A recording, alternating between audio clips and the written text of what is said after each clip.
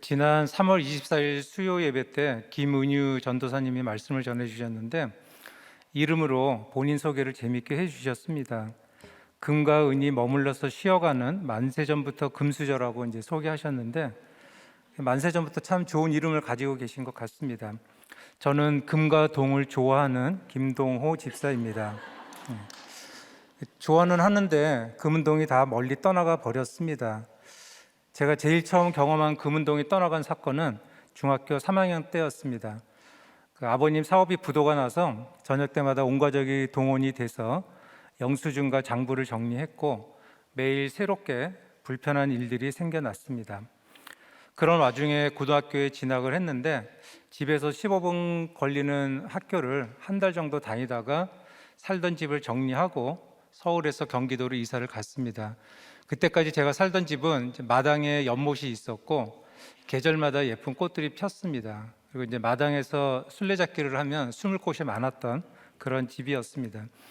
서울에서 경기도로 이사를 갔으면 전학을 해야 되는데 제가 이 낯선 환경과 낯선 사람에 대한 공포증이 있었고 전학 갈 학교가 깡패 학교라는 소문에 전학을 못하고 시외버스 타고 전철 타고 시내버스 타고 등교했다가 그 역순으로 하교를 했습니다. 늦은 시간에 집에 도착하면은 누군가 나와서 이제 문을 열어줄 때까지 그 시끄러운 초인종을 계속 누르면서 내가 이렇게 많이 힘들다는 것을 매우 소심한 방법으로 표출을 하곤 했습니다. 힘들어서 그러냐며 제 마음을 알아주시던 그 어머니의 말 한마디에 많은 위로를 받았던 기억이 납니다. 두 번째로 금은동이 떠나간 사건은 시간은 돈인데 아까 목사님 말씀하신 것처럼 청년 때 이단에 빠져서 11년이라는 그런 황금 같은 시간을 멀리 떠내려 보냈습니다. 나름 인생의 목표가 있었고 그 목표를 이루기 위한 계획들이 있었지만 지금 주를 만난 이 마당에 그런 것이 다 무슨 소용이냐며 본토 친척 아비집을 떠나는 적용과 인생의 목표를 내려놓는 이 세상 사람들은 죽었다 깨어나도 할 수 없는 이상한 적용을 하면서 돈으로 환산할 수 없는 소중한 것들을 다 멀리 떠내려 보냈습니다. 그리고 이제 마지막 세 번째는 대학에 들어가서 학비와 내 용돈을 벌기 위해 이제 전공인 수학 과목 가외와 학원 강사를 했는데 지금 직장에 자리 잡을 때까지 그 일이 계속되었습니다. 그렇게 해서 결혼도 하고 아이들도 낳고 또 영재 교육을 시킨다면서 어린아이 때부터 이것저것 또 아낌없이 투자를 했습니다. 주로 아내가 앞에서 끌고 제가 뒤에서 밀면서 이것이 자녀 우상인 줄도 모르고 밀어붙였습니다. 그리고 은행 대출을 끼고 아파트에도 투기했는데 이것도 앞에서 아내가 끌고 제가 뒤에서 밀고 이게 서로 의논하면서 하는 게 아니라 그냥 앞에서 막 끌고 가니까 제가 어쩔 수 없이 이제 쫓아가면서 밀게 되었는데 결국 원하던 학교도 떨어지고 아파트 투기도 크게 손해를 보는 사건이 동시에 일제히 달려드는 소동으로 다가와서 몇 년 동안 예배만 드리던 우들교회에 등록을 하게 되었습니다. 제 계획과 다른 하나님의 계획이 있었기 때문에 순풍에 돛을 단 듯 인생이 흘러가지 않고 여러 가지 바람의 사건을 주셔서 자기 사명으로 살던 저를 돌고 돌아 성령의 사명으로 살도록 인도해 주셨습니다. 내 노력과 행위와 공로가 하나도 없어도 하나님이 만세전부터 저를 비록 금수저로 택해 주시진 않았지만 하나님의 백성으로 택해 주셨기 때문에 하나님이 저를 책임져 주시는 크나큰 은혜를 누리는 것에 감사를 드리고 있습니다. 그런데 그런 은혜에도 불구하고 그래도 나는 술 담배도 안 하고 도박도 안 하고 바람도 안 피는데 나 같은 사람에게는 금은동이 좀 머물러 있어도 되지 않나 하는 생각을, 이렇게 환경에 장사가 없다고 하는데 그런 환경은 얼마든지 다스릴 수 있다는 그런 교만한 생각을 미완료 현재 진행형 시제로 항상 하면서 되었다 함이 없는 그런 인생을 살고 있습니다. 네, 이제 제 간증은 5분 간증으로 다 끝났습니다. 오늘 본문을 같이 보겠습니다. 오늘 본문은 지난주 토요일 큐티인 본문으로 요한계시록 7장이고 큐티인 제목은 눈물을 씻어 주시리라입니다. 담임 목사님께서 이 본문으로 지난 2017년 11월에 2주에 걸쳐서 자세히 설교하셨던 그런 영상과 목사님 저서 말씀을 먹으라를 참고하시면 많은 은혜를 누리실 수 있습니다. 6장에서 7인 재앙이 시작되어 6째 인까지 나왔고 또 8장에서 마지막 7죄인이 나오고 나팔 재앙이 시작되었습니다. 오늘 본문 7장은 6죄인과 7죄인 사이에 끼어 있는 중간 계시로 어떠한 극한 상황의 사건이 일어날지라도 그리스도께서 하나님의 말씀을 통하여 택하신 자들을 구원하신다는 내용입니다. 극심한 재앙 가운데서 구원의 인을 어떻게 쳐 주시는지 보겠습니다. 첫 번째로 사방의 바람을 붙잡아 주십니다. 1절부터 3절까지인데요. 본문 1절에 땅 내 모퉁이와 땅의 사방의 바람은 그 어떤 특정한 네 군데 지점을 말하는 것이 아니라 온 세상을 의미하고 전방위적으로 불어오는 바람을 의미합니다. 그 성경에는 상징적인 숫자들이 반복적으로 나오는 것을 볼 수 있는데 특히 계시록에 상징적인 숫자들이 많이 등장을 합니다. 1장부터도 7교회, 7별, 7촛대 등 7이라는 숫자가 많이 나오는데 7은 하늘수 3과 땅수 4를 더한 완전수로 성경에 특히 요한계시록에 많이 등장을 합니다. 오늘 본문에는 14만 4천 그리고 1만 2천 4와 관련된 숫자들이 등장을 하는데 4는 땅의 수로 40, 400 등의 수와 더불어서 심판을 상징하는 의미로 성경에 자주 등장합니다. 예를 들면 이스라엘 백성이 400년 동안 애굽 종살이를 했었고 출애굽 후 40년 동안 광야 생활을 했습니다. 노아의 홍수 때도 40주야를 비가 땅에 쏟아져서 지면의 모든 생물을 쓸어 버리셨습니다. 그래서 오늘 본문의 사방의 바람은 또 심판을 상징하는 바람으로 가정 폭력의 바람, 또 이혼의 바람, 자녀의 가출, 배우자의 바람, 그리고 질병, 퇴직, 부도, 진영 논리의 바람 등이 우리 삶 가운데 몰아칠 수 있습니다. 믿는 성도들에게는 바람이 안 불면 참 좋을 텐데 누구에게나 어디서나 이런 악한 바람이 불 수 있습니다. 이런 악한 바람을 생각하면 우리가 두려워 떨 수밖에 없는데 2절과 3절을 보면 천사를 통해 바람을 붙잡아 주셔서 인치기까지 해를 당하지 않게 해주신다고 합니다. 인을 친다는 것은 말씀으로 그 사람을 거듭나게 해서 확실히 하나님을 믿는 사람으로 만드신다는 뜻입니다. 이처럼 하나님의 목적은 바람의 사건으로 하나님의 종들을 해하는 것이 아니라 모두가 구원에 이르게 하는 것에 있습니다. 이마에 인을 친다는 말씀이 성경 여러 군데에 나오는데 우리 이제 큐티인 본문이었던 계시록 9장 4절에 보면 그들에게 이르시되 오직 이마에 하나님의 인침을 받지 아니한 사람들만 해하라 하시더라고 이렇게 쓰여 있습니다. 우리가 이제 문서에 어떤 도장이 찍히고 나면 그 문서는 특정한 효력을 발생하게 되는데 하나님의 인침을 받으면 방금 읽은 성경 말씀처럼 해를 당하지 않고 보호를 받는 그런 효력이 발생합니다.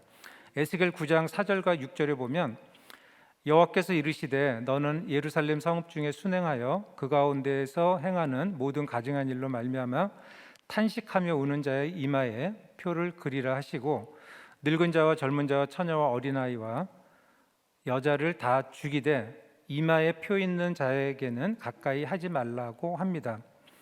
우리가 그 에베소서에서 우리 몸을 거룩하게 지어져가는 성전이라고 한 것처럼 우리의 몸이 성전이기 때문에 내 성전이 더러운 것, 즉 자신의 가증을 보고 애통하면서 우는 사람들을 찾아가서 이마에 표하라 하시니 그 사람들을 인쳐주겠다는 것입니다.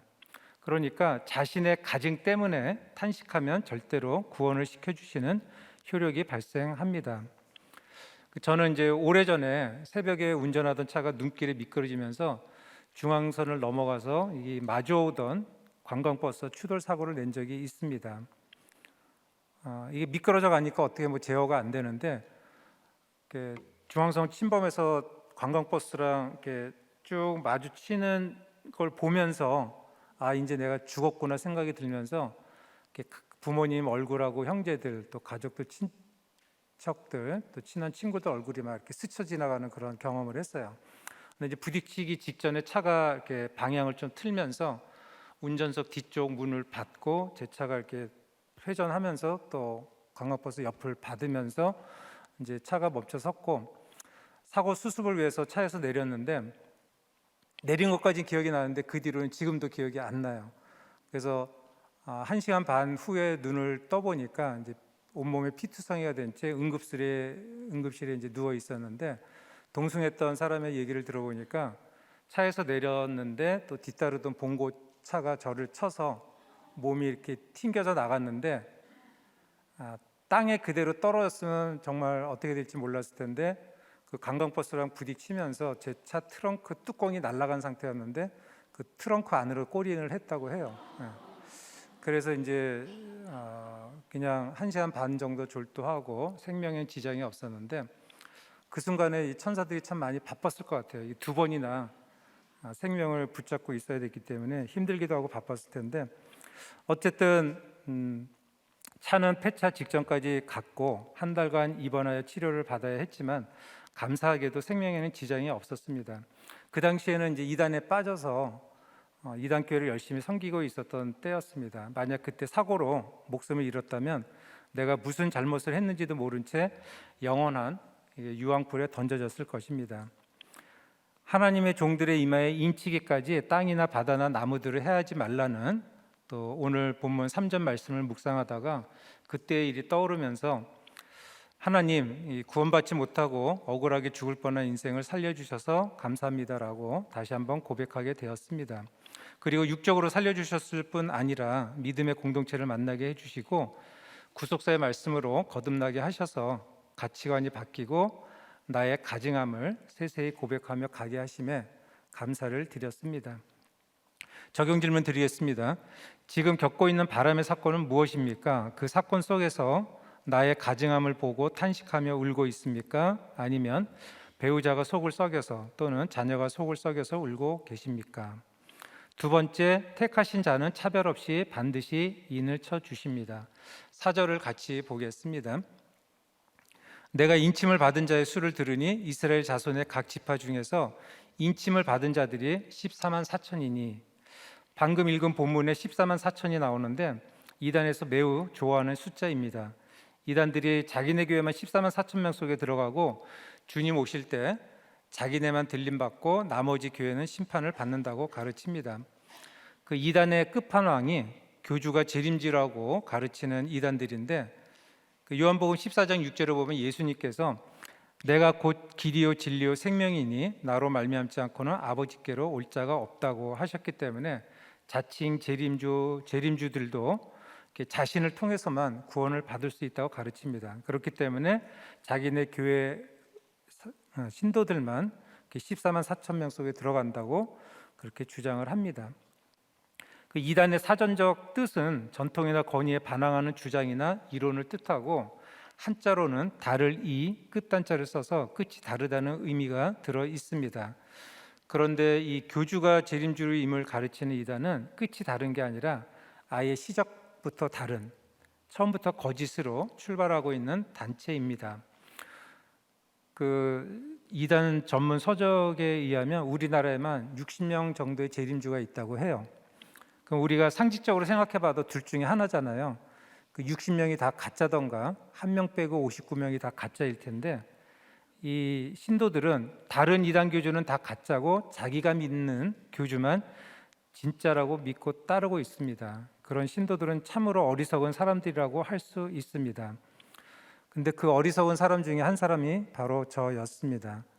이 친구 따라간 곳이 분위기상 이단임을 알았으면서도 이런 곳에서는 성경을 어떻게 가르치는지 궁금해서 교리만 배우고 나오지 하면서 시작한 교리 공부를 통해 11년 동안 이단에 빠지게 된 것입니다. 제가 3대째 모태 신앙이었지만 구속사가 뭔지도 몰랐고 말씀을 적용하는 것도, 내재를 보는 것도 몰랐습니다. 하나님은 그냥 나를 위해 존재하시는 분으로 기복적인 신앙생활을 하면서 성경을 지식적으로만 알고자 했던 그런 교만한 자였기에 너무나 이단 교리에 쉽게 미혹되었던 것입니다. 지금 우리가 믿음의 공동체에서 구속사의 말씀을 듣고 나의 가증함 때문에 탄식하며 내 죄를 고백하고 회개하면서 낮아진 모습으로 이렇게 겸손하게 가는 것이 인침을 받기까지 해를 당하지 않게 천사들이 붙잡고 가는 것이라 생각됩니다. 그 이번 주일 말씀이 이제 성령의 감독자인데, 본문 사도행전 20장 29절에서 내가 떠난 후에 사나운 이리가 여러분에게 들어와서 그 그 양떼를 아끼지 아니하며 30절에 또한 여러분 중에서도 제자들을 끌어 자기를 따르게 하려고 어그러진 말을 하는 사람들이 일어날 줄을 내가 아노라고 사도 바울이 얘기를 하고 있습니다. 그러니까 한마디로 밖에서 들어오는 사나운 이리도 있고 안에 있는 너희들 중에도 어그러진 말을 하는 사람들이 있을 거라면서 두 종류를 동급으로 취급하며 감독자들은 깨어 있으라고 당부를 합니다. 여러 종류의 이리가 있겠지만 대표적인 것이 이단일 것입니다.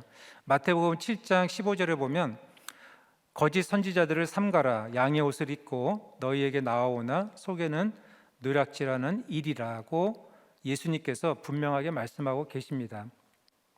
왜 양의 옷을 입은 일인가 하면 이단들이 교회 건물에 장로교, 감리교, 교단 소속인 것처럼 간판을 내걸고 교회 이름도 기성교회처럼 짓기 때문에 일반인들은 이단인지 정통교회인지 겉으로 보기에는 알 수가 없습니다. 그리고 대학교에도 동아리를 만들어서 주로 문화, 예술, 스포츠 등과 관련된 취미 동아리로 위장해서 활동을 합니다. 그리고 이단 각 교회마다 악기 연주하는 팀, 또 여행팀, 축구교실, 예술단, 또 모델팀을 만들어서 그 분야에 관심 있는 청년들을 포교하고 있고, 그리고 현역에서 활동하는 또 예술인들을 앞세워서 큰 무대에 연결해 준다며 문화예술 쪽에 관련된 사람들을 포교하기도 합니다. 이렇게 연결된 청년들은 결국은 교리를 가르치는 성경 공부로 연결이 되어서 이단 단체의 신도가 됩니다. 최근에 청소년들이 예술 활동에 큰 관심을 보이고 있어서 양의 옷을 입은 이리 같은 그러한 이단 단체의 포교 활동에 특별한 주의가 필요합니다. 작년의 경우도 이단이 주로 청년층을 공략을 하는데, 작년의 경우도 주로 기성교회 성도들을 대상으로 성경을 잘 가르치는 곳이 있다면서 기성교회 목사님들이 성경을 가르치는 것처럼 위장하여 포교를 합니다. 우리들 교회 안에서도 혹여나 어디 가면 성경 공부를 잘 가르치는 곳이 있다거나 어느 목사님 설교를 들어보라며 인터넷 사이트를 알려주는 등의 어그러진 말을 하는 사람이 있다면 경계하고 목장 공동체에 오픈해서 지체들과 함께 분별해야 합니다. 사역자에게 보고하고 공동체와 공유하는 것이 깨어있는 비결이라 생각합니다. 이게 이단들도 그 성경 말씀 가지고 교리를 가르치기 때문에 그냥 그 초신자보다는 우리 신앙생활 하는 사람들을 이렇게 전도를 해요. 어느 정도 성경 지식이 있으면 그 교리가 이제 잘 빠져들기 때문에, 그래서 이제 성도들을 이렇게 표적으로 삼고 집중적으로 공략을 하기 때문에 우리가 모두 깨어서 좀 방어를 해야 될 필요가 있습니다. 그리고 오늘 본문 이제 5절에서 8절까지 보면 인침을 받은 자가 각 지파마다 1만 2천이라고 한 줄만 기록하면 될 것 같은데 각 지파를 일일이 언급을 하면서 12번 반복해서 똑같은 말, 인침을 받은 자가 1만 2천이라고 기록하고 있습니다. 그래서 제일 먼저 등장하는 야곱의 넷째 아들이었던 유다 지파가 정말 이렇게 메시아 지파답게 1등으로 등장을 하는데, 시아버지와 며느리가 동침한 유다는 자타가 공인하는 가증 지파인데, 이 유다는 그 가증으로 지경을 넓혔습니다. 여호수아 정복 전쟁 때도 이렇게 먼저 생생되지 않고 늘 먼저 나가 싸워서 성읍이 가장 많고 지경을 계속 넓혔습니다. 그 유다 뒤로도 살인한 자, 아버지 첩하고 통관한 자, 이런 사람들이 먼저 입성하고 모범생이었던 요셉, 베냐민이 턱걸이로 입성하는 것을 보여주고 있습니다. 이처럼 평생 자기 죄를 볼 수밖에 없는 자가 상위에 입성하는 것을 보게 됩니다. 그런데 중요한 것은 입맞은 자가 똑같이 1만 2천이라고 해요. 이 땅에서 믿음의 분량은 다 다르겠지만 구원이 모두 하나님께로부터 왔기 때문에 결국은 천국에 가서 상급은 다 똑같다는 것입니다. 그렇기 때문에 우리가 사연이 많다고 부끄러워할 것도 자랑할 것도 없고, 사연이 없다고 자랑할 것도 주춤할 것도 없습니다. 그리고 목사이든 평신도이든 어떤 역할이라도 다 똑같이 12,000명의 구원의 상급으로 들어가기 때문에 높고 낮음도 없습니다. 인침을 받은 자가 이제 1만 2천이라고 반복해서 나오는 것은 상징적인 숫자로 쓰였음을 알 수 있습니다. 12,000은 12 곱하기 1000인데 성경에서 10이라는 숫자는 3, 7과 더불어서 완전수인 동시에 신성수로 사용되고 있다고 합니다. 요한계시록에도 보면 이제 10이라는 숫자가 굉장히 자주 등장을 하는데, 그리고 1000은 10을 3번 곱한 수로 10은 꽉 찬 만수를 상징하는데, 그것을 하늘수만큼 3번 곱한 것은 무한과 충만을 상징하는 그런 숫자입니다. 우리가 출애굽기 20장 6절에도 보면 나를 사랑하고 내 계명을 지키는 자에게는 1000대까지 은혜를 베푸신다고 이렇게 했는데, 여기서 1000대까지 은혜를 베푸신다는 것은 뭐 정확히 1000대가 아니라 무한히 충만하게 은혜를 베푸신다는 뜻입니다. 결국 14만 4천은 12 곱하기 12 곱하기 1000으로 구약의 12지파로부터 구원의 역사가 시작되어서 신약의 12사도를 거쳐 각 나라와 족속을 불문하고 시대와 공간을 초월하여 어린 양의 피로 구속함을 입은 모든 성도들을 하나도 빠짐없이 포함시킨다는 완전과 충족의 상징적인 숫자입니다. 택한 자는 반드시 인치신다는 것입니다. 내 노력으로가 아니라 하나님의 은혜로, 내 행위와 공로가 아니라 하나님 나라의 백성이라는 것 때문에 하나님이 나를 책임지신다는 것입니다. 적용 질문 드리겠습니다. 나의 연약함에도 불구하고 하나님의 은혜로 또 하나님의 백성이기 때문에 14만 4천에 들어갈 것을 믿으십니까? 우리가 이 땅에서 좋은 환경에서 살았든 사연 많은 인생을 살았든 주님을 믿기만 하면 똑같이 구원의 상급을 받는 것을 믿습니까? 그리고 세 번째는 구원받은 사람들은 구원의 찬송을 부릅니다.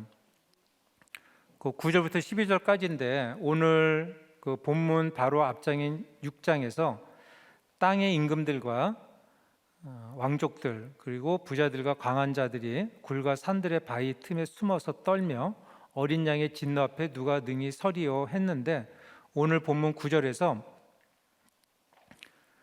흰옷 입고 종려가지 든 이 사람들이 어린 양 앞에 섰다고 답을 주고 있습니다.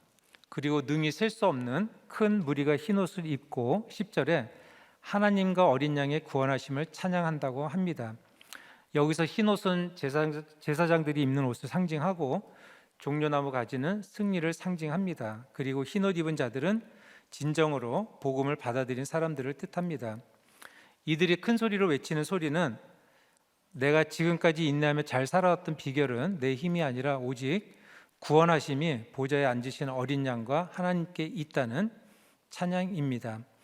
그 수많은 믿음의 조상들이 제사장 같은 모습으로 승리의 깃발을 흔들면서 2000년 동안 하나님과 어린 양의 구원을 외쳤습니다. 그들이 모여 셀 수 없는 증인이 되었고 모두가 구원을 외쳤기 때문에 오늘날 우리도 구원을 받게 되었기에 마찬가지로 우리도 구름같이 허다한 이 믿음의 증인들을 따라 구원의 찬송을 불러야 합니다. 우리가 이렇게 구원의 찬송을 진정성 있게 하게 되면 화답 찬송이 오게 되어 있습니다. 12절에서 모든 천사가 아멘, 참성과 영광과 지혜와 감사와 존귀와 권능과 힘이 우리 하나님께 세세토록 있을지어다 아멘 하고 화답을 합니다. 이처럼 천국은 인간의 행복을 위해 존재하는 곳이 아니라 하나님을 찬양하는 곳입니다. 그렇기 때문에 이 땅에서 하나님을 찬양하는 자는 이미 천국의 삶을 살고 있는 것입니다. 나의 구원이 진짜라면 내 옆에 사람들도 화답하게 되어 있습니다. 목장에서 우리가 내 죄를 고백하면서 내가 죽을 것 같은 환경에서도 하나님을 찬양하고 안 믿는 사람은 죽었다가 깨어나도 못하는 적용을 하면서 하나님 나라를 누리면 옆에 있는 지체들도 저절로 화답하면서 본인도 살아나고 가정도 회복되는 것을 보게 됩니다. 저는 이 목장에서는 그런 대로 내재 보며 나름 이렇게 큰 소리로 구원의 찬송을 부르는데 이상하게도 집에서는 자녀에게 내재 보는 것보다는 자꾸만 지적하면서 큰 소리를 치게 됩니다. 이번에 올해 초에 이제 대학에 들어갔지만 코로나로 인해 이제 집에서 온라인 수업만 됐다 보니까 게임을 자주 하면서 시간을 잘 쓰지 못하는 것 같은 둘째에게 잔소리를 자주 하게 되는데, 저도 사실 따져보면 유튜브 시청으로 시간을 비비고 문질러서 없애고 있으면서도 자녀 앞에서는 아닌 척하며 자녀를 지적만 하고 있습니다. 그래서 이 시간 이후로는 또 자녀와 큐티 나눔을 통해 구원의 찬송과 화답의 찬송을 주고받는 그런 적용을 하도록 하겠습니다. 그 세 번째 적용 질문은 내가 지금 큰 소리로 외치고 있는 것은 무엇입니까? 혈기를 내며 누구를 비난하고 있습니까? 죽을 것 같은 환경에서도 하나님을 찬양하고 있습니까? 마지막 네 번째는 큰 환난에서 나온 자들에게는 하나님의 위로가 있습니다. 13절, 14절 같이 읽겠습니다. 장로 중 하나가 응답하여 나에게 이르되 이 흰옷 입은 자들이 누구며 또 어디서 왔느냐? 내가 말하기를 내 주여 당신이 아시나이다 하니 그가 나에게 이르되 이는 큰 환난에서 나오는 자들인데 어린 양의 피에 그 옷을 씻어 희게 하였느니라. 내가 지금 당하는 고난이 가장 큰 환난입니다. 그러나 주님은 우리가 아무리 큰 고난 가운데 있을지라도 구원받은 자는 큰 환난에서 나오는 자라고 합니다. 남들이 보기에는 큰 환난 가운데 있지만 구원받은 자는 실상 그 환난에서 나오고 있다는 것입니다. 공동체 앞에서 우리가 내 고난을 나누어도 환경이 바뀌지는 않잖아요. 그렇지만 그런 환경 속에서도 나를 살리는 말씀을 적용함으로 그 큰 환난에서 나오는 자가 됩니다. 고난 덕분에 믿음의 공동체에서 하나님을 섬기는 축복을 받게 되고 말씀 묵상을 통해 무너진 가정이 중수됩니다. 또 12절, 15절 같이 읽겠습니다. 그러므로 그들이 하나님의 보좌 앞에 있고 또 그의 성전에서 밤낮 하나님을 섬기매 보좌에 앉으신 이가 그들 위에 장막을 치시리니, 그들 위에 장막을 치신다고 했는데 계시록 21장 3절에 보면 하나님의 장막에 사람들과 함께 있음에 하나님이 그들과 함께 계시리니 그들은 하나님의 백성이 되고 하나님은 친히 그들과 함께 계신다고 합니다. 방금 읽은 성경 구절 내용처럼 장막을 치신다는 것은 공동체에 기쁨을 주신다는 것입니다. 어린 양의 피에 그 옷을 씻어 희게 된, 또 큰 환난에서 나오게 된 자들에게는 같은 말씀을 보고 듣는 공동체, 그리고 하나님이 함께 하시는 공동체의 축복을 주십니다. 실제로 밤낮 하나님을 섬기는 우리들 공동체를 통해 큰 환난 가운데 있는 분들이 하나님이 나와 함께 거하시는 것을 느끼면서 환경이 바뀌지는 않았지만 말씀을 적용하며 큰 환난에서 나오게 되는 것을 봅니다. 저희 초원에 좀 야근을 자주 하면서 항상 피곤해하는 부목자님이 계시는데 바쁘다는 핑계로 아이들과 같이 놀아주기를 원하는 그런 아내의 요구를 외면하면서 아이들도 못 챙기고 또 아내를 스트레스 받게 한다고 항상 미안한 마음으로 부목자 모임 때 나눔을 하곤 합니다. 그런데 그렇게 피곤해도 하루 종일 일하고 온 것에 대한 보상 심리로 밤 늦은 시간까지 이렇게 혼자만의 시간을 즐기면서 야식도 자주 하고, 건강도 참 안 좋은데 야식을 하면 안 되는데 이렇게 자주 한다고 해요. 그리고 큐티는 잘 안 하고 있다고 합니다. 그러던 부목자님이 이제 최근에 건강검진에서 갑상선암 판정을 받았는데 사진상으로 암이 그 갑상선 주변 근육에까지 침투를 해서 그 주변 근육까지 다 도려내는 큰 수술을 해야 하고, 수술 후에는 또 이렇게 항암 치료를 해야 한다는 해달별이 떨어지는 것 같은 그런 의사 선생님의 진단 소견을 받았습니다. 그때는 회사에서 중요한 프로젝트가 진행 중이었고 그 프로젝트의 핵심 멤버였던 부목자님은 만약 공동체가 없었다면 정말 이렇게 삶을 포기하고 싶을 정도로 바람에 다 날아갈 사건이었지만 그래도 공동체가 함께 기도해 주는 것에 많은 위로를 받았습니다. 그리고 이제 목자님의 처방으로 그 목장 카톡방과 부목자 모임 카톡방에 매일 큐티 묵상한 것을 올리기 시작했습니다. 평소에 잘 안 하던 이제 큐티를 올리다 보니까 좀 어설픈 면이 많이 있었지만 그래도 이렇게 진정성 있게 나누는 그런 내용에 많은 은혜를 받았습니다.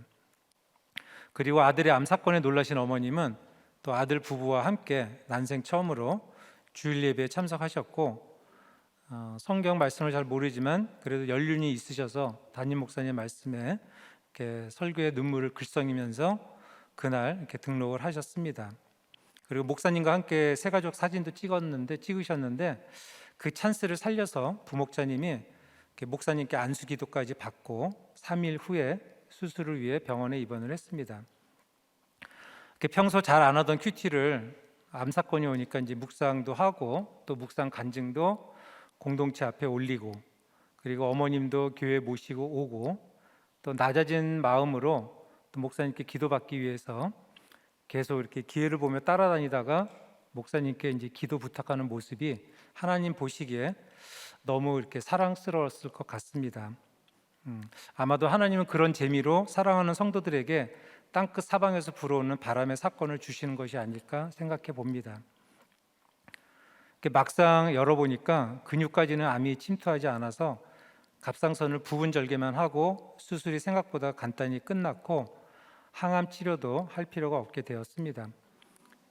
부목자님은 암이라는 해달별이 떨어지는 우주적 재앙 앞에서 오히려 흰 옷 입은 자가 되어 하나님께 감사의 찬양을 올리게 되었고 공동체 안에서 큐티 나눔도 올리고 어머님께 복음이 들어가는 하나님이 함께 거하시는 그러한 위로를 받게 되었습니다.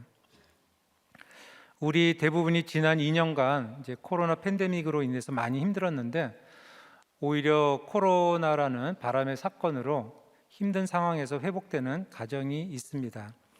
이단 단체에서 알게 된 후배 부부가 있는데 남편은 이단에서 나온 후에 신학을 공부해서 지금은 이제 미국인 현지인 교회에서 목회를 하고 있습니다. 목회를 하고 있지만 해결되지 않은 정신적 어려움 때문에 본인도 가족도 많은 괴로움을 겪고 있다는 그런 소식을 들었습니다. 목사님 저서도 여러 권 보내줬지만 너무 힘들어하는 얘기가 들릴 때마다 참으로 안타까운 마음이 들었습니다. 목회자 세미나라도 참석하면 참 좋을 텐데 미국이라는 이제 거리 때문에 참석을 못하는 것이 안타까웠는데 마침 코로나로 인해 올해 상반기에 온라인으로 이제 목회자 세미나가 열리게 되어서 참석을 권했는데 안타깝게도 이제 상황이 여의치가 않아서 참석을 못했습니다. 온라인 목회자 세미나도 이제 월요일부터 시작이 되는데 월요일 오전은 미국에서 이제 미국 일요일 또 오후 시간에 해당되니까 토요일 날 밤새서 설교 준비하고 또 주일 하루 종일 또 설교하고 참 몸이 지쳐서 참여하기가 어렵다고 해요. 그래서 너무나 또 안타까웠는데 이 백신이 개발되어서 곧 끝날 것 같던 코로나가 계속 진행되면서 하반기에도 이제 온라인으로 목회자 세미나가 열리게 되었고 그 사이 더 힘들어진 후배 부부는 이번에는 권면을 받아들여 세미나를 신청하였습니다. 세미나를 통해서 부부가 많은 은혜를 받았다고 합니다. 그리고 지금 섬기고 있는 교회에서 특별 프로그램이 진행되는 바쁜 일정 속에서도 매주 월요일 5주간 진행되는 목회자 싱크 양육도 신청해서 과제하느라 몸은 많이 힘들지만 마음은 많이 편해졌다고 합니다. 코로나로 인해 꽉 막힌 환경 같지만 그동안 우리가 쉬지 않고 온라인으로 예배의 자리를 지키고 또 목장의 자리를 지키고 있었기 때문에 목회자 세미나도 온라인으로 개최할 수 있었고 목회자들의 또 목장 탐방 등 모든 프로그램이 원활하게 진행되었다고 봅니다. 코로나라는 포로 생활 가운데서도 내 자리를 지키며 밤낮 하나님을 섬기는 우리들 공동체를 통해 큰 환난에서 나오는 한 목회자가 있고 한 가정이 있게 되었습니다. 마지막 16절 17절입니다. 같이 봉독하겠습니다.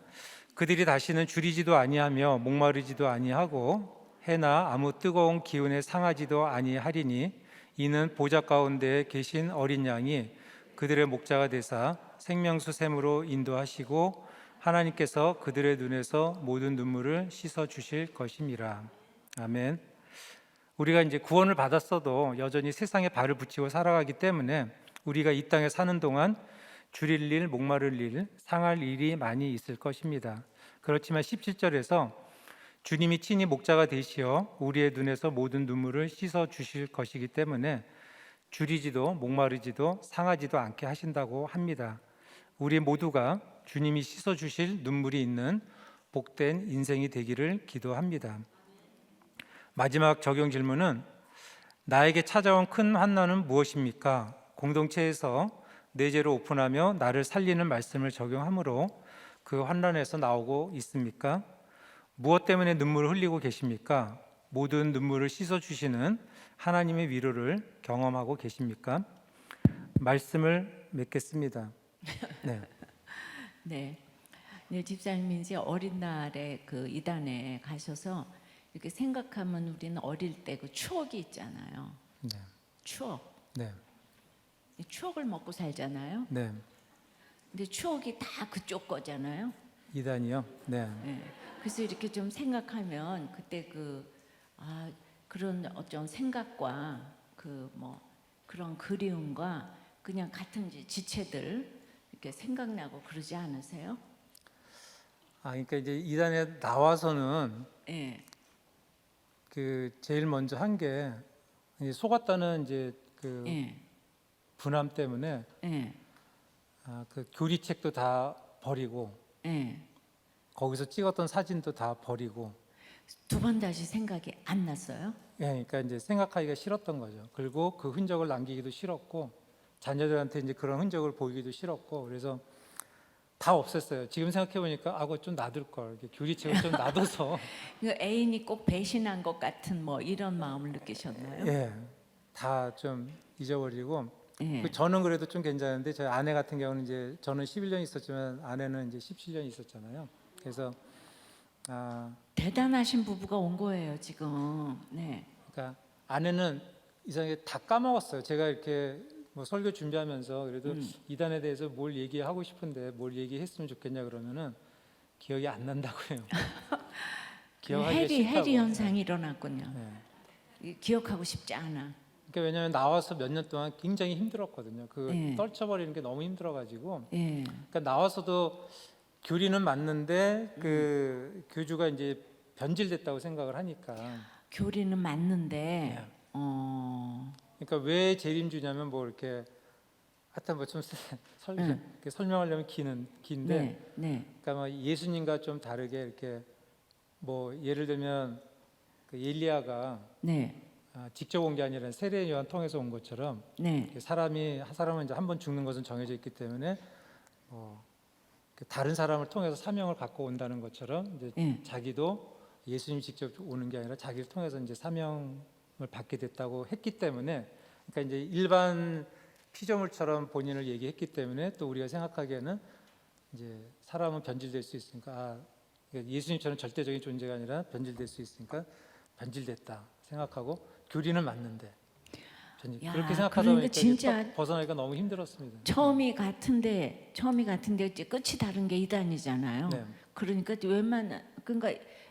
그 어떤 기독교도 잘 모르고 그러는데 그렇게 말을 하면은 그 뭐 분별하기가 진짜 어렵겠네요. 너무 어렵죠. 그러니까 교리를 들으면은 이렇게 사실 분별하기가 참 어려워요. 그냥 네. 다 빠져들게 돼 있고 너무 이렇게 잘 다듬어져 있기 때문에. 근데 이제 네, 알고 나면 다 모순인데, 근데 네, 일반 성도들은 그걸 알 수가 없잖아요. 네. 그러니까 어떤 전문가들이 이제 설명을 해줘야 이제 뭐가 잘못된 건지 알지만 일반인들은 알 수가 없기 때문에 교리를 한번 들으면 다 이제 빠져들게 돼 있어요. 그러면 거기서는 고난이 오면은 어떻게 해석을 하나요? 거기 이제 굉장히 인본주의적인 게 있어요. 자기 열심으로 뭘 해야 되는 게 있기 때문에 네. 그냥 열심으로 그냥 뭐 일을 악물고 뭐 극복을 그러니까 해야 열심히 되는. 못했기 때문에 그런 일이 왔다 이제 이렇게 설명을 하겠죠. 열심히 아니었기 그렇죠. 때문에 예. 더 그게 정성을 크죠. 들여야 되는데. 예. 그럼 또 그게 진짜인 줄 알겠죠, 그죠? 자유함이 없어. 그러니까 거기서는 이제 어쨌든 절대적인 존재니까 네, 얘기를 하면 그게 이제 100% 맞다고 생각하고 거기에 다 이제 믿고 따르게 되는 거죠. 근데 이 눈물로 훈계한 에베소 교회의 안팎으로 지금 그 흉악한 사나운 이리가 들어왔다 그러잖아요. 그러니까 네. 이단도 또 이제 교회 안에서도. 근데 그렇게 바울이 제일 자랑하는 에베소 교회인데 그게 왜 들어왔을까요?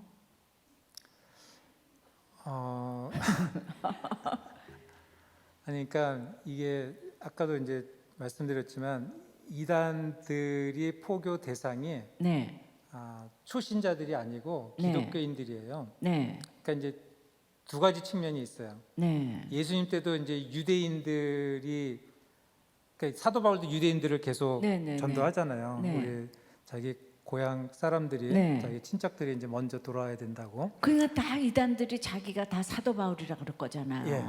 그러니까 그 당시 살 수가 없네 유대인이 진짜. 그 당시 유대인이 오늘날의 기독교인들이라고 생각을 예, 하고 있어요. 예. 사명을 가지고 네, 이제 하는 부분도 있고, 네, 그다음에 이제 교리라는 게 성경의 지식을 하나도 모르는 상태에서 들으면 무슨 말인지 모르니까 네, 어느 정도 이제 어설프게 알고 있는 네, 이 네. 기독교인들을 상대로 이제 포교를 하면은 쉽게 먹혀 들어가니까 음, 기독교인이 상대가 되는 거죠, 대상이 되는 거죠. 글쎄 그러니까 말이에요. 뭐 예배숙교회도 그때 네. 그 당시에도 그랬을 것 같아요. 그 저는 에베소 교회가 아무리 그래도 3년밖에 그 가르침을 못 받았는데, 네. 예, 그거에 비하면 우리도 교회는 이렇게 18년이나 됐으니까 절대로 안 넘어가겠죠? 그렇지만 뭐 18년 된 사람은 많지는 않잖아요. 예. 요새 온 사람 많잖아, 그죠? 예, 그러니까 그 생각에서 3년밖에 안 돼서 이제 에베소서를 쓸 때 굉장히 바울이 걱정을 많이 했는데, 예, 진짜 헤아릴 새 곳이 없어서, 예, 아까도 말했듯이 그냥 힘들고 옥에 갇히고 해야 말씀이 들리지. 그냥 우리는 아주 그냥 늘 진짜 이렇게 깨어 있어야지 된다 이 생각을 하는데, 우리 초원님께서는 이 온라인 시대에 학생들에게 전도를 좀 하셨나요? 그러니까 이게 온라인, 그러니까 100% 온라인으로 이제 2년 동안 계속 수업을 했거든요. 네, 근데 대면으로 참 만나기가 힘들어서 네. 근데 수학 과목을 어떻게 온라인으로 수업을 하죠? 그러니까 계속 이렇게 써가면서 해야 되지 않아요? 네, 써가면서. 칠판에다가? 아, 그러니까 요즘은 이제 네. 패드에 직접 쓰면서 화면에 공유가 되니까 그러니까. 쓰면서 예, 네. 강의를 해요. 근데 그 대면으로 안 하니까 전도하기는 아주 어렵겠네요. 네. 사실 대면으로 할 때도 이렇게 큐티 모임을 이제 학생들 상대로 했었는데 네. 생각보다 쉽지는 않아요. 요새 전도하면은 안 되죠. 예. 그러니까 예. 뭐 아까도 말씀드렸지만 이제 대학에도 이렇게 동아리 이단 동아리도 들어와 있고 그렇기 때문에 학생들이 이제 경계하는 부분도 있고 또 이렇게 뭐 개인적으로 이렇게 학생들 이렇게 모으는 것도 좀 조심스러운 부분은 있어요. 근데 학생들 자체가 이렇게 절실함이 좀 없는 것 같아요. 어제 그래서 요즘에 그 동아리를 만들어 가지고 이단들이 그렇게 동아리를 만들면은 그게 이렇게 지금 이제 등록이 될 수 있고, 이래서 이단들은 그렇게 동아리를 6명 뭐 이 정도만 내면 동아리를 만든다는데, 이 기독교인들이 도리어 동아리를 안 만들고 이단들은 너무 열심히 만들어서 무슨 뭐 저기 그 모든 그 큰 저기 학교 뭐 이런 것들이 그 국제 뭐가 BTS 그 저 연예인 학교 거기가 전부 다 저기 그 이단들 또 이단 종파들에게 다 넘어갔더라고요. 예, 우리가 이렇게 지금 기독교인들이 이렇게 지금 그러니까 할 일이 진짜 이렇게 보면 너무 많은데 우리가 이게 손을 놓고 있는 게 많아요, 그죠? 교수님 책임은 아니지만, 네, 그냥 그래도 제가 있는 학교는 그게 좀 파악은 돼 있어요. 학교 차원에서 기독교 학교라 이제 네, 동아리 중에 어떤 동아리가 이제 이단 관련된 동아리인지 네, 그런 게 좀 네. 파악이 돼 있어서 좀 네. 관리는 되고 있습니다. 그래도 관리는 돼요. 네, 거기는 그나마 다행이지. 딴 학교는 지금 그 어디 이단인지 아닌지도 몰라가지고.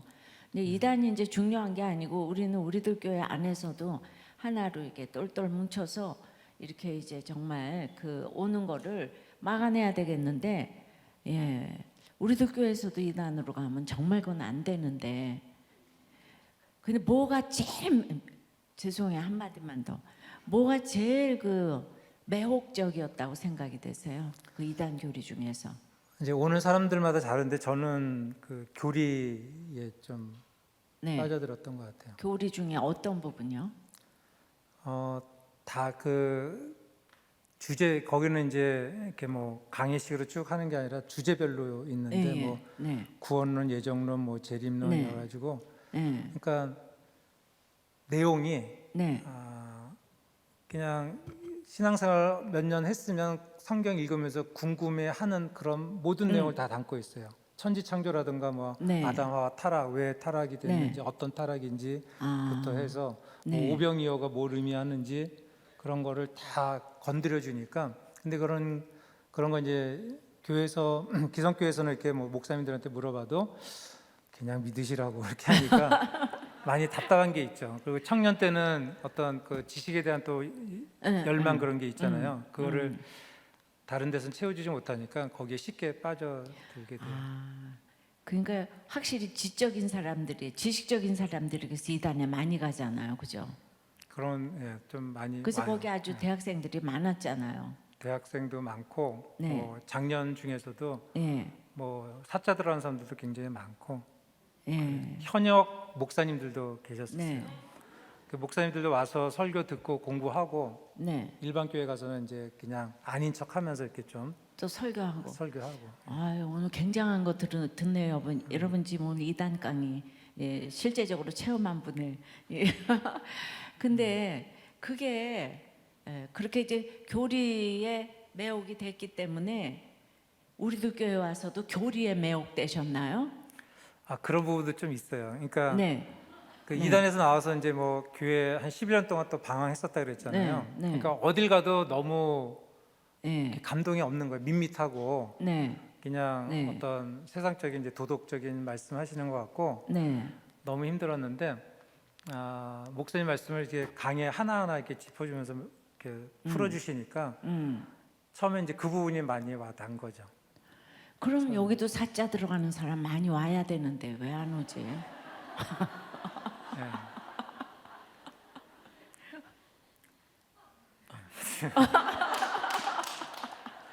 근데 이제 그 이단은 좀 약간 뭐라 그래야 될까요? 깊이는 좀 없죠. 이렇게 예, 자극적인 건 예. 있지만 예, 깊이는 없고 뭐 이단도 뭐 그냥 이단마다 말씀이 다 다른 게 아니라 어떤 계보처럼 쭉 내려와서 계속 네. 다듬어져서 네, 내려온 부분이 있거든요. 네. 뭐 저도 네. 이제 책을 통해서 본 건데 뭐 백백교에서부터 출발해서 예, 그 예, 계속 예, 이제 예. 이어오면서 네, 이렇게 다듬어져 왔기 때문에 네, 굉장히 짜임새 있게 돼 있는데 그게 좀 그런 가려운 부분을 건드려주는 내용이 많기 네. 때문에 네. 좀 딱 와닿는 게 있어요. 근데 목사님은 그런 게 아니라 또 깊이 있는 말씀이 있기 때문에 이게 좀 계속 읽어봐야 되잖아요. 한 번 주일 말씀 때 한 번 듣고서 금방 파악하기가 참 어려운 부분들이 많이 있는데 계속 여러 번 읽다 보면 이제 깊이 있는 내용을 파악할 수 있기 때문에 그런 차원이 있어서 아마 처음에 이렇게 접하는 게 쉽지 않을까. 예, 그게 쉽지는 아니고 이제 않을까. 이렇게 예. 지식으로 이게 되지 않는 거죠. 이게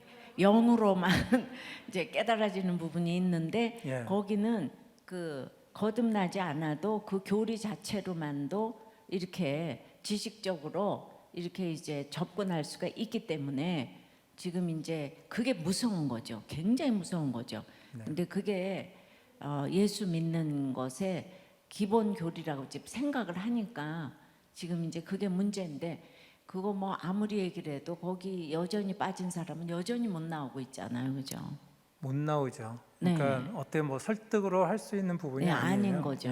예. 집사님은 완전 그냥 금과 동이 너무 좋아서 세상으로 빠져야 되는데 하나님의 택자가 돼가지고 진짜 좋은 금과 동보다 더 좋은 그냥 이 믿음으로 하나님께서 인도하셨네요. 예, 부모님의 그 기도가 뭐 있었던 것 같아요. 짧은 시간이지만 이단 상담이었습니다. 네, 예, 감사합니다. 은혜 받았습니다. 네, 말씀을 맺겠습니다. 눈물을 씻어주시는 주님은 사방의 바람을 붙잡아 주십니다. 택자의 이마에 인치기까지 이 땅의 어떤 악한 바람도 붙잡아 주십니다. 그리고 택하신 자는 차별 없이 반드시 인쳐 주십니다.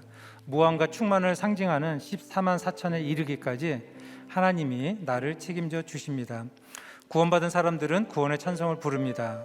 그리고 큰 환난에서 나온 자들에게는 하나님의 위로가 있습니다. 주님이 친히 목자가 되시어 우리의 눈에서 모든 눈물을 씻어 주신다고 합니다. 기도하고 마치겠습니다.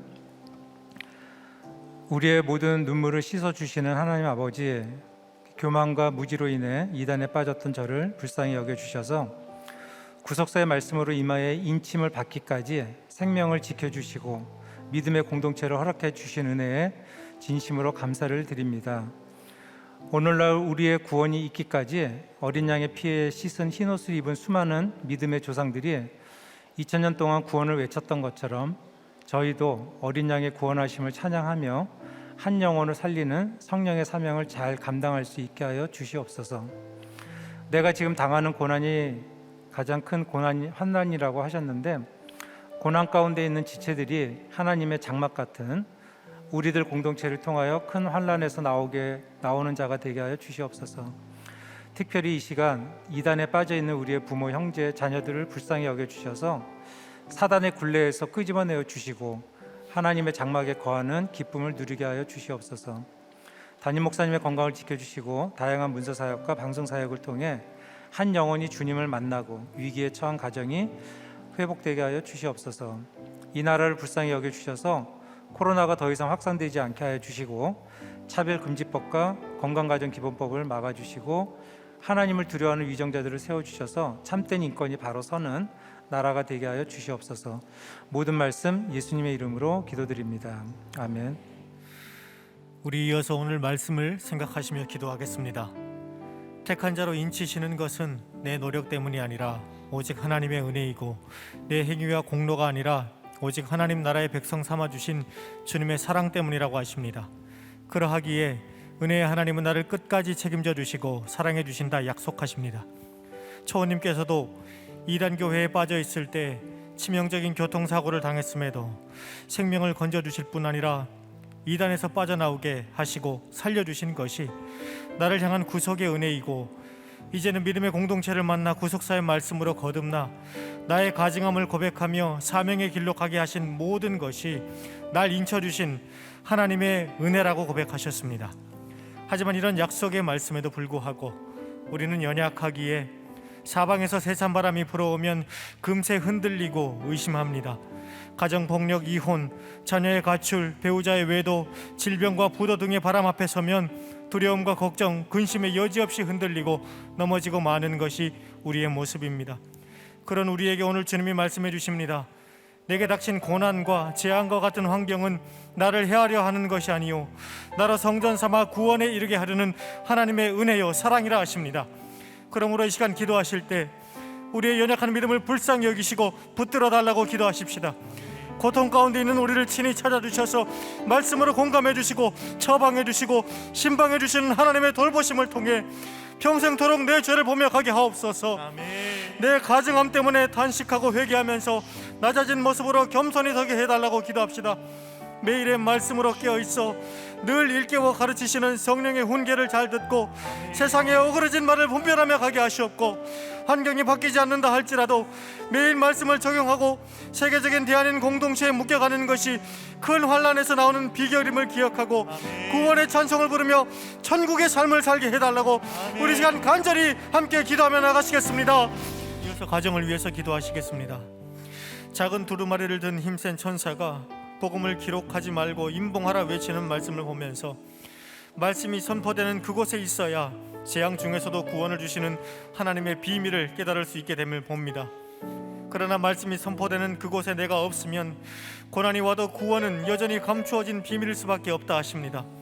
말씀을 묵상하는 것을 통해 성령의 인도함을 받아야 어떤 사건에서도 구원의 열매를 맺게 됨에도 불구하고 여전히 끊어내지 못하는 말씀보다 앞서는 세상의 가치관이 있습니까? 그래서 인생의 목적을 행복이라 가르치며 좋은 일이든 나쁜 일이든 결국 구원이 아닌 기복을 목적으로 삼고 있지는 않습니까? 그래서 그것이 가정에서 불신 결혼을 막지 못하고 세상에 어그러진 말을 따라하는 것을 허용하는 원인이 되고 있지는 않습니까? 여러분, 이 시간 기도하실 때 나로 가정 중수와 식구들의 구원을 위해서 복음의 길에서 벗어나지 않도록 스스로를 삼가며 우리네 식구들을 집중하여 지켜보고 돌보는 성령의 감독자가 되게 해달라고, 자녀들이 두루마리의 말씀을 꼭꼭 씹어 먹음으로 썩어질 세상은 죽었다 깨어나도 못하는 적용을 하게 하셔서 이 땅에서 하나님을 찬양하는 천국의 삶을 살게 해달라고, 이혼은 안 되고 깨끗한 호적을 물려줘야 한다는 눈물의 훈계를 기억하게 하셔서 불신 결혼을 막아주시고 이혼 위기에 있는 모든 가정을 지켜달라고, 특별히 이단에 빠져있는 나의 가족들이 성령의 권면을 받고 주께 돌아오게 해달라고 우리 다 함께 우리에게 허락하신 가정을 위해서 간절히 기도하며 나가시겠습니다. 우리 교회가 여전한 방식으로 말씀 묵상하고 말씀대로 적용하는 삶을 철저히 하여 바른 진리의 복음을 분명히 알므로 미혹을 분별하는 교회가 되게 하셨고, 듣든지 아니 듣든지 오늘이 마지막이라고 생각하고 말씀을 전하고 경정을 전하는 파수꾼의 사명을 감당하는 교회가 되게 해주시도록 기도합시다. 앞으로 세워질 장로님, 권사님들 자기와 양떼를 위해 삼가고 목사님의 눈물의 훈계를 잘 기억하여 우리들 교회의 초석들이 다 되시도록 사랑하는 담임 목사님 영육간에 강건하게 하시고 문서와 방송과 각종 말씀 사역에 주의 은혜로 충만케 하셔서 주님이 맡기시는 사명을 힘있게 감당할 수 있도록 함께 기도하십시다. 또 오늘 공동의회를 위해서 함께 기도하시고 세계적인 대한인 목장을 섬기시는 목자님들 성령의 감독자가 다 되게 하시고 목장 가운데 연약한 지체들, 고통 중에 있는 지체들을 위해서 기도하시고 또 나라를 위해서 기도하실 때 평등법과 건강가정 기본법을 막아주시고 태아생명보호법이 제정될 수 있도록 대선이 얼마 남지 않았는데 오늘이 마지막이라 생각하며 말씀대로 살아가고 적용하며 말과 행동을 삼가는 성령의 감독자를 세워주시도록 우리 다 함께 교회와 나라를 위해서 마지막으로 간절히 함께 기도하시겠습니다. 두렵고 떨리는 심판의 재앙 중에 흰옷 입은 하나님의 백성을 향해 주시는 메시지를 보면서 지금까지 살려주신 것, 구속사의 말씀을 듣고 세계적인 대한인 공동체에 붙여주신 것이 주님의 놀라우신 은혜임을 고백합니다. 이 모든 것이 저를 인침받은 백성으로 돌이키고 구원을 위한 사명을 감당하도록 인도하신 주님의 사랑임을 깨닫습니다. 그럼에도 여전히 저는 안전하 선하 구원의 목적이 아니고 기복과 행복을 쫓아왔음을 고백합니다. 썩어질 세상의 것이 나에게 만족을 줄 것 같고 내게 남은 날이 새털같이 많은 줄 착각하여 나와 공동체를 위해 스스로 삼가지 못하고 제 유익을 쫓아 이기고 또 이기려는 삶을 살았던 모습을 주여 용서하여 주시옵소서. 사역자가 되어서도 구원의 문제를 절실하게 생각하지 못하여서 가족, 친지들이 불신자로 이단으로 또 불교의 스님으로 있어도 애통함을 갖고 복음을 전하지 못하였고 부탁하신 공동체에서도 눈물의 훈계는커녕 대접받고 존경받기만을 원했던 저의 죄를 용서하여 주시기를 원합니다. 이제는 보내주신 믿음의 공동체에서 구름같이 허다한 믿음의 증인들과 함께 구원의 찬송을 함께 부르며 천국의 삶을 살게 하여 주옵소서. 그래서 저도 살고 가정도 살리며 모든 눈물을 씻어주시는 하나님의 구원의 은혜를 전하는 성령의 감독자가 되게 하여 주시옵소서. 우리의 가정과 목장이 두루마리의 말씀을 꼭꼭 씹어먹으므로 썩어질 세상은 죽었다가 깨어나도 못하는 적용을 하며 눈물의 훈계를 잊지 않게 하셔서 이 땅에서 하나님을 찬양하는 천국의 삶을 살게 하옵소서.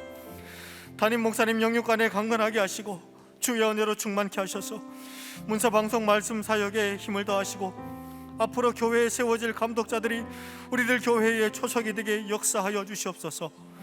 코로나의 문제가 속히 종식되게 하시고 지혜와 명철을 더하셔서 코로나의 상황을 잘 통과하게 하시옵고 나라의 근간을 흔드는 평등법과 건강가정 기본법을 막아주시며 태아생명 보호를 위한 법이 제정되게 하여 주시옵소서. 선교사님들의 사역과 가정을 보호해 주시고 어려움 속에서도 구원의 열매를 맺게 하여 주시옵소서.